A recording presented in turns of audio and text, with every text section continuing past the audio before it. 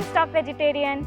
Let's celebrate World Pasta Day by making a delicious pasta today. Today we are making creamy lemon garlic pasta, which is very easy to make and is completely vegan. Before starting the recipe, if you are new here, my name is Ekta and I post videos about vegan and vegetarian recipes from across the world. So if you are looking for some interesting vegetarian and vegan recipe ideas, consider subscribing to my channel. Now let's start the recipe.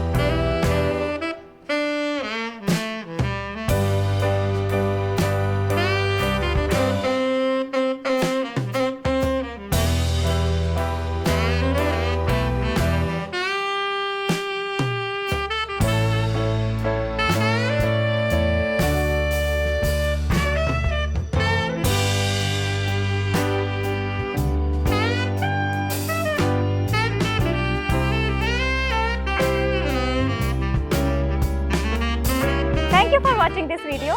You might want to save this pasta recipe to try it over the weekend. For more simple and yummy recipes, check out my channel and don't forget to subscribe to stay connected.